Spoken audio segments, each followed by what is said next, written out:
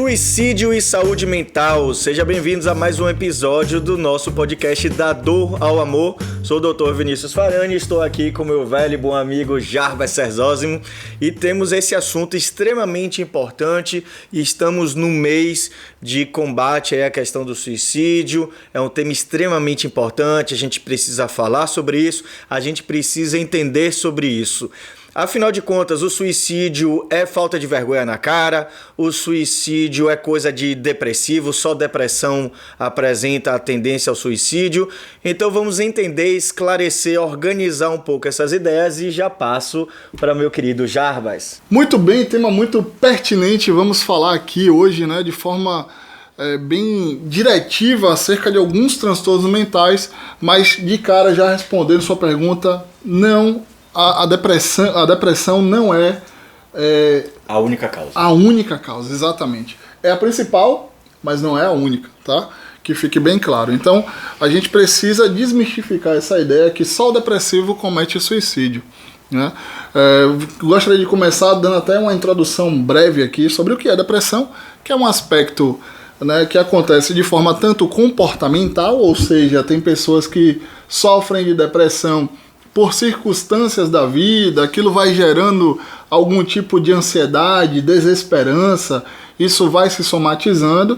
Tem depressões que são de cunho genético, tem pessoas que desenvolvem isso. Depressão endógena. Né? Endógena, perfeito. Tem depressão sazonal, né? Pessoas que moram em lugares muito frios, escuros e tudo mais, e sofrem com isso também.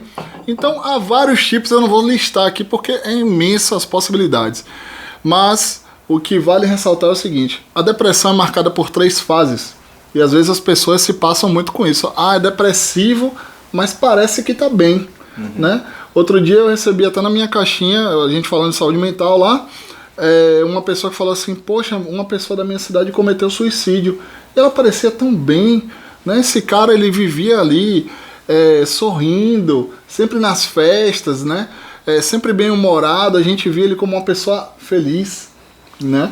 E do nada, essa frase, do nada, apareceu um espírito ruim e fez com que a pessoa cometesse suicídio, sei lá, levando isso pro lado transcendental, a gente não entende porque, e fica ali nas especulações de qual motivo aquele cara cometeu suicídio, né? Eu gosto muito daquela sua fala que você traz em relação ao vocalista do Linkin Park, né, que cometeu suicídio e que tinha essa característica de ser um cara super alto astral, um cara que cantava, tinha uma presença de palco muito massa. A última foto dele, ele tá dando uma bela de uma gargalhada. Pois é.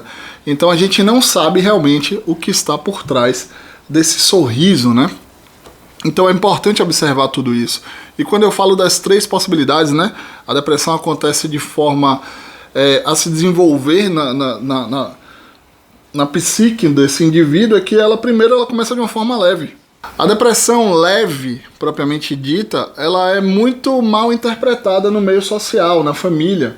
Porque pelo fato de ser uma depressão leve, ela vai se demonstrar de que forma esse indivíduo ele fica mais irritado, ele está mais agitado, ele está mais ansioso.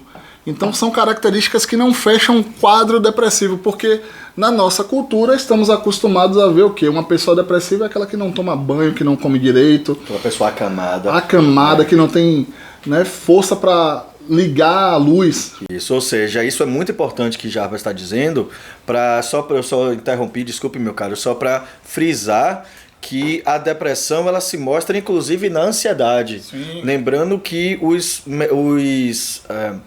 quando a gente vai tratar, por exemplo, a ansiedade, normalmente você vai tratar com medicamentos que fazem parte do quadro dos antidepressivos. Sim. Né? Estabilizadores de humor, né? Antidepressivos, você tem o escitalopram, que é um clássico, né? E todas as suas variações e vários outros. Né? Lembrando que quem passa medicamento é o psiquiatra.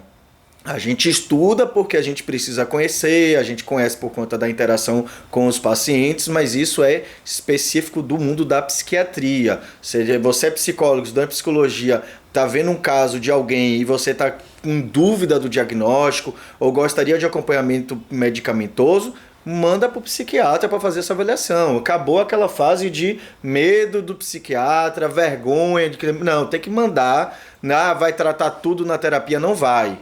Não vai. Né? Então, só para frisar que a ansiedade, às vezes, é um sintoma depressivo. Né? Vamos ficar atento a isso. Muito bom esse parêntese, porque na depressão leve e até na moderada, esse quadro ansioso é muito eminente. E aí há uma confusão no diagnóstico em relação a isso.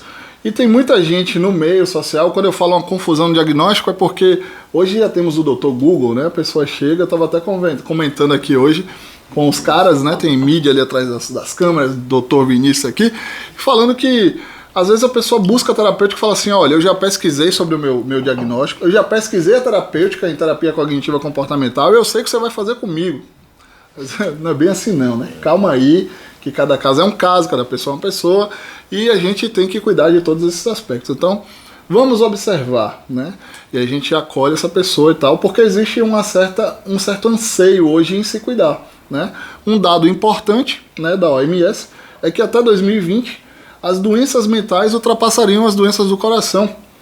Isso já aconteceu, estamos ainda no processo de saída de uma pandemia. E certamente com essa pandemia a coisa piorou ainda mais, né? Piorou ainda mais. Isolamento social, perda de emprego, né? Isso. O índice de depressão aumentou muito e o índice de suicídio também, só que isso não é divulgado na mídia para não encorajar, né? Às vezes até as pessoas perguntam, por que isso não aparece na mídia? Por que isso não aparece em tal coisa? Porque isso encorajaria as pessoas a cometerem tal ato, né? Então, o suicídio tem essa característica, né? Jarbas ainda vai voltar para falar das 3 etapas, mas aqui podcast é isso, né? Podcast é bate-papo. Então, o suicídio ele tem essa característica interessante de que a gente não pode dizer que é uma... Quando eu falo interessante, não quer dizer que seja boa, muito pelo contrário, porque ela, literalmente, ela impulsiona outras pessoas. É como se algumas pessoas estivessem ali no seu sofrimento, e aí, de repente, alguém dá a passagem ao ato, alguém realiza, e aí isso impulsiona e fala, se alguém conseguir, eu vou conseguir também. Né? Existem certos bairros que são famosos, aqui em Salvador tem bairros que são famosos, e aí quando acontece de tempos em tempos começa a acontecer, então a gente já fica atento, porque sabe que depois que acontece o primeiro, vai acontecer pelo menos mais uns 3, 4, e aí depois interrompe novamente o ciclo. Então nós somos contagiados. Né? Eu lembro que quando eu estudava muito com o Walsh, né, o pai da psicologia cultural, ele tinha um termo que era o affectivation, que era uma ideia de que nós somos afetados pelo outro. Né? Então nós somos afetados pelo bem e pelo mal. Sim. Né? Não é à toa que as crises políticas e econômicas, isso é uma coisa que aparece na minha tese, eu já trouxe aqui inclusive. Em períodos de crises políticos e econômicos, normalmente você tem aumento de índices de suicídio, pesquisas internacionais comprovando isso na Rússia, Inglaterra, Austrália, no mundo todo você tem pesquisas que comprovam isso. Então, o fato de como nós podemos atrair as pessoas, nós podemos afetar as pessoas para o bem como para o mal. Salva aí a nossa onda de ódio no Brasil, né, que se espalha essa com muita polarização velocidade. maluca, né, que a gente vive aí, uma histeria coletiva, como diria Freud, né? Mas vamos lá, isso aí é outra história, deixa isso quieto. Né? Outro podcast. Deixa quieto. A gente poderia até falar sobre isso em algum momento, acho que é interessante. Né? Mas vamos lá. Então, voltando aos 3 aspectos, leve, moderado e profundo, né? Depressão profunda. A leve, como eu falei, é marcado por essa ansiedade, essa agitação psicomotora, essa irritabilidade, né? A moderada já aparece alguns aspectos em relação ao isolamento social, a esquemas de inadequação, não presto para nada, o discurso desse indivíduo vai impregnado de um peso existencial, e o profundo é aquele estado realmente de letargia total, onde a pessoa meio que entregou os pontos, ela não consegue se alimentar bem, ou às vezes tem compulsões alimentares, ou dorme muito ou não dorme. Então o transtorno ele começa a ter picos que fazem essa pessoa ficar disfuncional. Isso. Ela não consegue trabalhar, ela não consegue se relacionar, ela se acha um estorvo. E aí, uma vez conversando com uma paciente, e ela trouxe a ideia do suicídio, eu falei, por que você quer cometer suicídio? Por que você acha que esse é o jeito? Ela falou, eu não queria me matar, eu queria matar essa dor que eu sinto. Né? E uma coisa muito importante, um dado muito importante aqui, é que a maioria dos casos de suicídio, das tentativas e de sucesso nessa prática, né, ou dessa ideação, aparece no leve e no moderado. Todo mundo acha que o depressivo profundo é que vai cometer suicídio. Pode também. Mas é no leve e no moderado que a pessoa ainda tem força para cometer tal coisa. E mais um ponto importante é que o índice de suicídio que acaba justamente sendo concretizado, ele é maior na terceira idade. Que é uma coisa que também não se fala. A gente pensa muito na questão do suicídio, sempre está vinculado à questão do jovem, né? Mas na terceira idade as taxas de suicídio são maiores, possivelmente vinculado à fragilidade. Então, hoje mesmo eu estava tendo mais um caso de uma pessoa que tomou muito medicamento, inclusive na frente da mãe, né? Então, uma pessoa que projeta muito as suas angústias na sua relação com a mãe, e ela então pegou os medicamentos que tomava e tomou todos de vez e conseguiu fazer a lavagem, né? Conseguiu chegar a tempo no hospital, faz a lavagem e se recupera. Diferente de um idoso que às vezes vai fazer a mesma tentativa, mas o corpo mais fragilizado não consegue recuperar a tempo. Então fiquem atentos, porque sim, existe depressão na terceira idade, tentativas de suicídio, principalmente porque muitas pessoas começam aquela frase de eu estou esperando o tempo passar, já não aguento mais, já vivi demais. E essas frases muitas vezes tão comuns na cultura, às vezes já são indícios de algum quadro já de demencial ou de algum quadro mais depressivo que está ali circulando a pessoa e que às vezes a família naturaliza, acha que é uma bobagem, que é o grande problema do suicídio. A ideia do dizer que é besteira, dizer que tá chamando atenção. Exatamente. Chamar a atenção mesmo, tá chamando a atenção. E é isso que eu ia falar, exatamente isso. Se alguém está precisando chamar a atenção desta forma, fique atento, porque a coisa já não está boa. Então ela precisa realmente de uma atenção. Exatamente. É aquela coisa, né? Tem até um dado, né, também, um dado estatístico, que os homens eles têm mais sucesso no ato, né? Eles são mais brutais. O homem pega uma arma e faz o que tem que fazer, né? Entre aspas, cheio de aspas, melhor dizendo, não tem que fazer nada. Mas um homem pega uma arma de fogo e vai, ele pula de um prédio, ele pula de uma ponte, ele não está muito preocupado no que vai acontecer pós o suicídio. Até porque quem vai cometer suicídio, quem tem ideação, ele tem um plano, né? Isso a gente faz até testes, né, em relação a isso, para saber se tem um plano. Então, observe essa pessoa. Ela começa a se despedir, ela começa a visitar pessoas, ela chama um advogado e faz um testamento, ela tenta ajustar a vida financeira dela. Então são aspectos assim, por que essa pessoa está tentando fazer isso agora? Tá pensando na morte? Tá pensando na morte. Isso. Sua própria morte. Isso, fazendo uma diferenciação de dois termos, de um termo que você traz. Por que a gente está falando da depressão aqui? Porque a depressão ela tende a estar associada com a palavra e o conceito que Jarbas acabou de trazer, ideação suicida.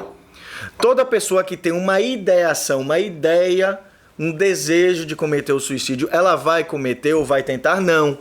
Mas o fato de você ter uma presença constante desses pensamentos é um indício. Isso. E é um indício muito arriscado, porque não é nada agradável você viver com pensamentos ruins o tempo todo. Por exemplo, no ansioso é muito comum o pensamento catastrófico. Pensamento catastrófico é diferente de uma ideação suicida. Pensamento catastrófico é aquela pessoa que pensa em catástrofe o tempo todo. O ansioso tem muito isso. Então a pessoa às vezes está andando, ela está dirigindo, aí ela começa a pensar, puxa, se acontecesse um acidente agora?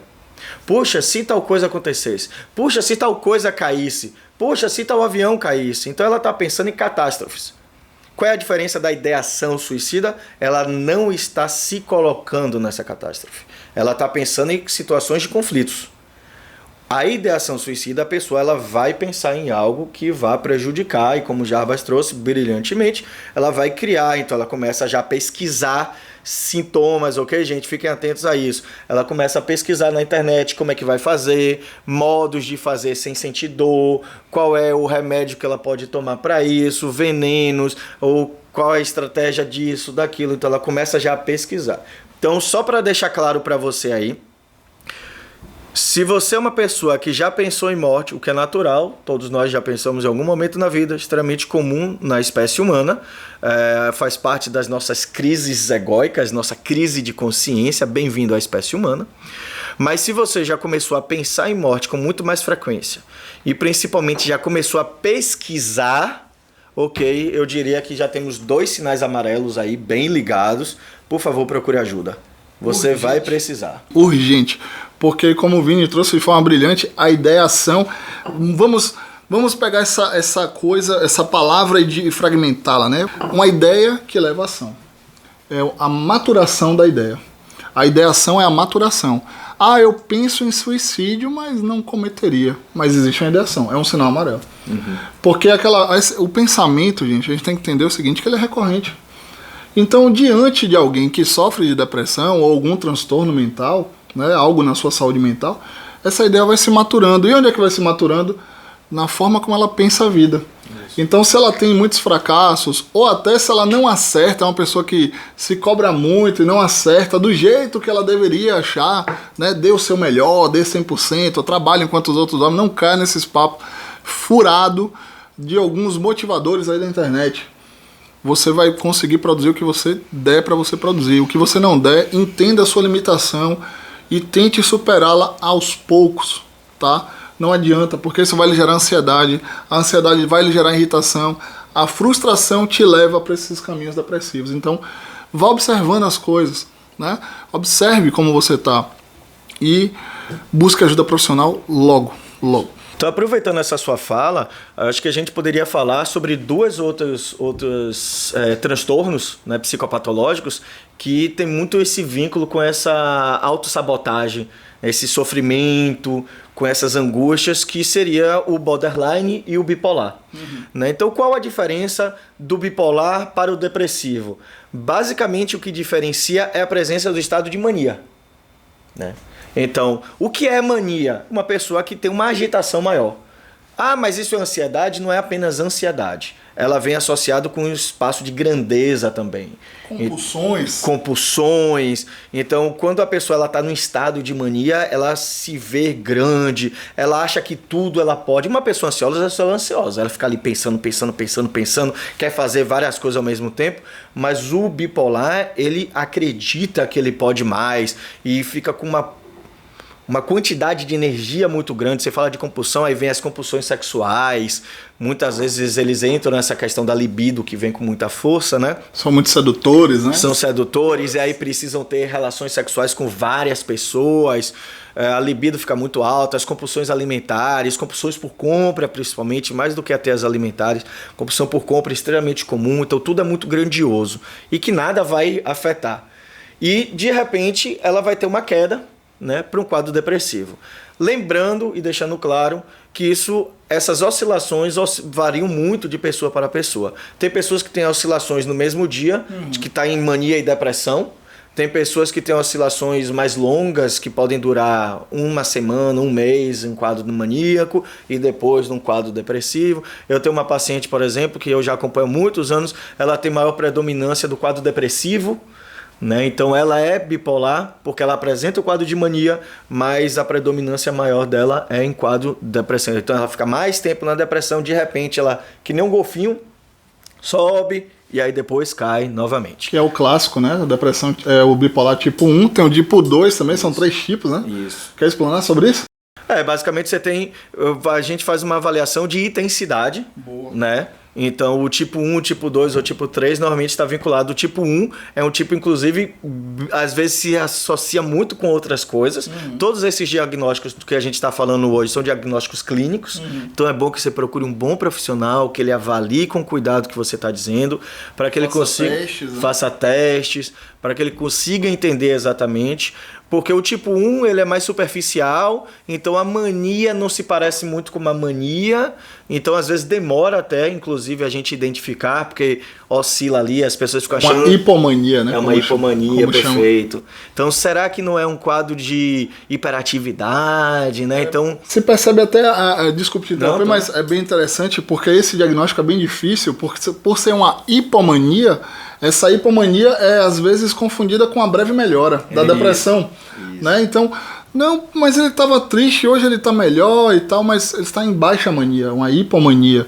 E aí as pessoas que leem esse comportamento falam assim, não, ele está melhorando aí da depressão. E aí não está melhorando da depressão, ele continua no quadro bipolar, só que com a hipomania, com a mania baixa que parece que ele melhorou, mas ele continua sofrendo ali todos os aspectos da própria doença mental. E aí já trago um ponto importante, vários pontos importantes. Eu tô cansado até de falar isso, porque eu acho que tudo é importante hoje aqui. Quando a gente trata essa questão esses sintomas de melhoras, tanto o depressivo, o bipolar e o borderline, que a gente vai falar já já, eles têm essa fase de parece que melhorou. E aí o que é que faz? Não preciso mais de medicamento. Eu vou me resolver sozinho, abandona medicamento. E aí a coisa fica muito pior. Porque sem o medicamento, que normalmente são estabilizadores de humor, quando a pessoa ela volta para o quadro depressivo, volta sem nenhum preparo. Né? Então livre. A queda, quando volta de vez. Sem falar no efeito de descontinuação do meu remédio, vai ter reincidente no psiquiatra, vai ter que passar novos medicamentos, às vezes medicamentos mais fortes. Eu não estou falando isso para assustar vocês, não. Estou falando isso para a gente se preparar e saber lidar com essa questão. Tanto a pessoa que sofre quanto os familiares, que foi o podcast da semana passada aí, da semana retrasada. Então, fiquem atentos, porque quem sofre de saúde mental não sofre sozinho. Isso aí. E a família às vezes não contribui, fala, não, tá ajudando. A gente falou sobre isso, né? No podcast, como falou, volta lá uma casa, assiste podcast passado, se você tá passando por essa situação, porque a família, quando vê essa melhora, a família também fica, não, vamos liberar essa pessoa, ficar tomando medicamento o tempo todo, esse medo do medicamento.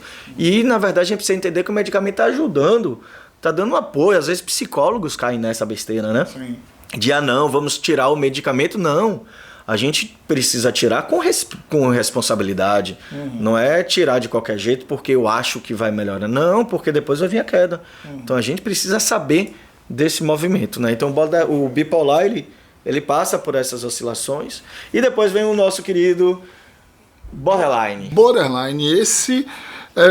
hoje em dia existe um diagnóstico mais preciso, né? Porque o borderline é um transtorno de personalidade, e foque aqui na palavra personalidade, que a gente vai desenvolver o conceito a partir disso, porque o borderline está na borda, né? É como se ele passeasse em vários tipos de transtornos. É um pezinho na consciência e um pezinho na psicose, né? Então ele fica ali na borda, né? Parece um equilibrista ali que será que vai psicotizar de vez? Aí depois retorna, né? Ou vai deprimir de vez, ou vai entrar em um quadro ansioso. Então a sopa mesmo, é bem difícil o diagnóstico, mas como eu disse, foquem na palavra personalidade, é um transtorno de personalidade, ou seja, é uma personalidade imatura. E essa personalidade que não é amadurecida faz com que essa pessoa ela tenha rompantes, né, comportamentais bem difíceis. Ela é uma pessoa briguenta, ela é uma pessoa que gosta ali de fustigar coisas, ela é uma pessoa que vai trazer uma desorganização muito grande no seu ambiente de trabalho, no seu ambiente de família. São pessoas muito compulsivas também, né, por sexo, compras e tretas, né, também, por que não dizer treta e caos, né? É disso que eu gosto. Tem uma figurinha que eu acho massa, quando tá rolando alguma coisa no grupo eu só boto ela, um guaxininho assim, treta e caos, é disso que eu gosto, né? Mas feito o meu adendo, paralelo a tudo isso, toda essa treta e caos, toda essa imaturidade na personalidade, e depois essa pessoa cai em um aspecto depressivo muito grande, porque ela começa a ser rejeitada socialmente, ela começa a ser colocada de lado, ela se culpa muito pelos rompantes, né? Por esse fato de não ter essa maturidade ainda, ela se vê uma pessoa incompreendida. E às vezes, paralelo ao borderline, entra em uma questão depressiva por toda essa culpa. Né? Então, o borderline, ele deprime e depois ele pensa na questão da ideação suicida, porque envolto de muita culpa, não presto para nada. Eu não sirvo para as pessoas, ninguém gosta de mim.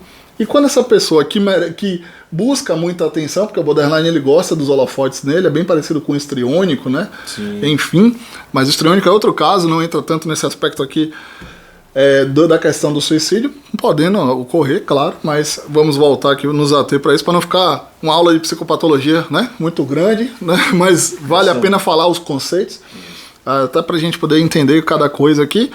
E aí o borderline ele deprime, e nessa questão da depressão é que ele tem mais força, entre aspas, para cometer ali o ato, né? Geralmente o borderline ele tenta chamar mais a atenção. Isso.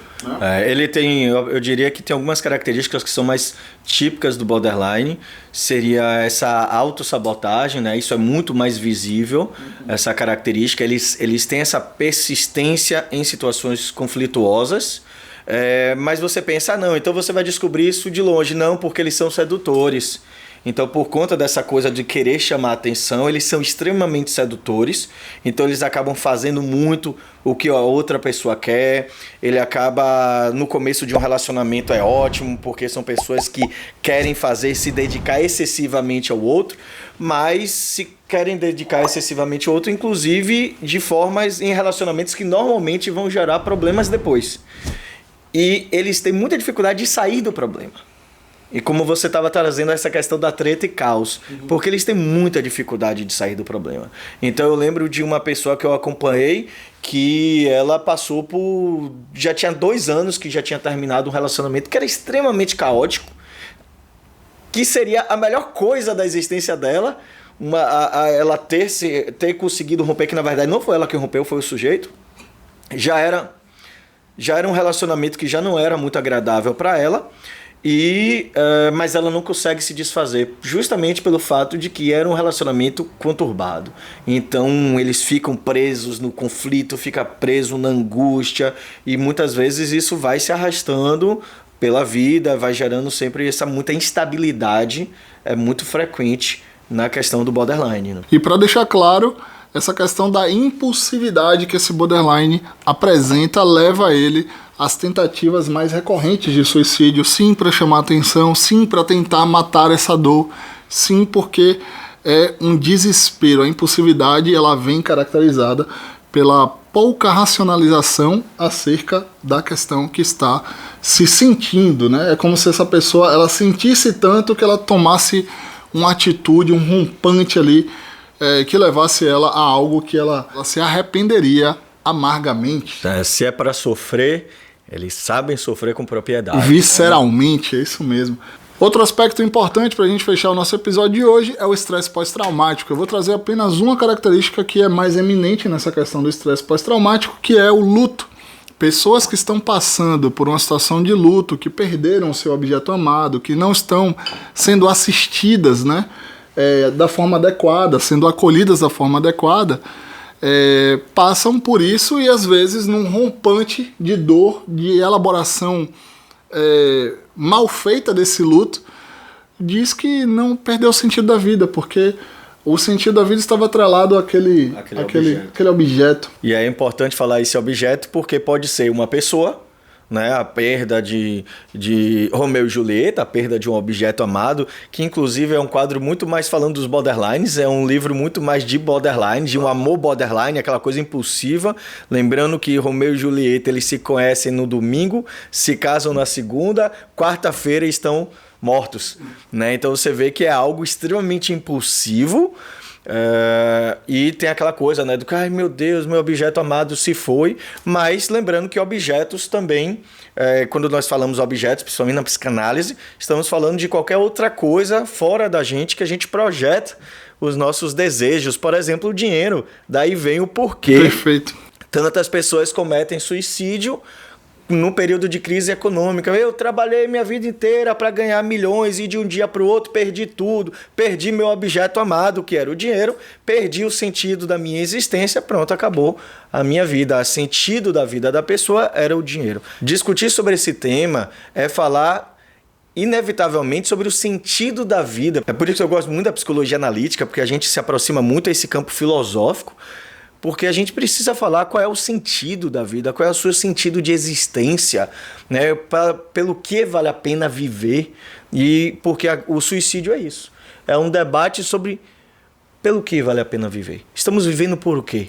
Né? Pelo outro, perdi o outro, acabou minha vida. Pelo dinheiro, acabou o dinheiro, perdeu minha vida. Então, qual é o sentido da vida? Para frente, ou para o alto e avante, como diria o Superman, mas brincadeiras à parte.